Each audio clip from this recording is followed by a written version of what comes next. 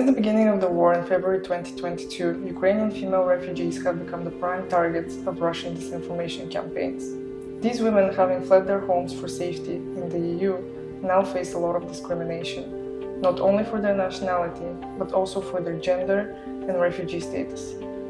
The disinformation seeks to discredit them by portraying them as prostitutes, opportunistic women, exploiting men in the West, untrustworthy, mentally unstable. These narratives are aimed at shaming Ukrainian women and stripping them of their dignity. Disinformation campaigns against these women aren't just limited to online platforms, they lead to real-world consequences. Refugees, particularly women, are painted as threats to European and Bulgarian identity, health, and economy.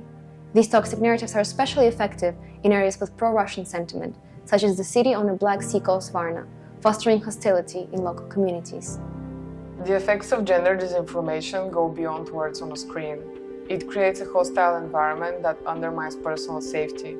Women's lives, appearances, and careers are put under intense scrutiny, leading to social exclusion. Border control, discrimination, police harassment, and a general lack of protection are the bitter reality for many Ukrainian refugees. Gender disinformation also affects essential services. Access to healthcare is hindered.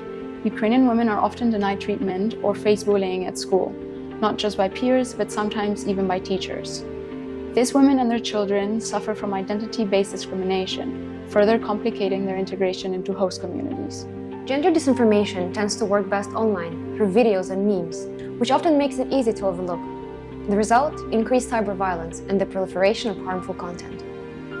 Far-right, pro-Russian, and misogynist groups also fuel the disinformation fire by spreading harmful stereotypes of women manipulating men or harboring secret agendas. These ideas make their way to mainstream platforms, driving more hate and violence against women, both online and offline. The hypersexualization and objectification of Ukrainian women online since the war began have dramatically increased the risks of sexual abuse, exploitation, and human trafficking. The more these women are dehumanized, the greater threat to their safety.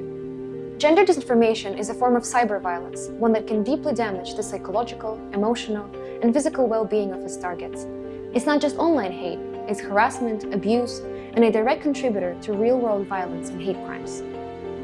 In a tragic incident in Varna, a pregnant Ukrainian street musician was attacked by a man speaking Russian. Bystanders intervened, and the police later confirmed that the attacker was Bulgarian, adding to the confusion and underscoring how deeply rooted hatred can turn physical.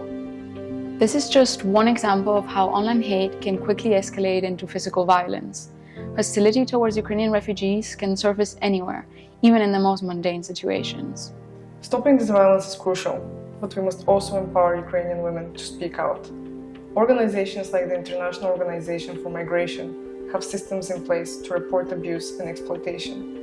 These initiatives must be made more accessible for vulnerable refugee groups. Gender disinformation isn't just talk. It's a destructive force that undermines the safety, dignity, and the future of those who need protection the most. Together, we must fill the existing policy gaps, we must enact societal change, and bring accountability to the forces driving this dangerous disinformation.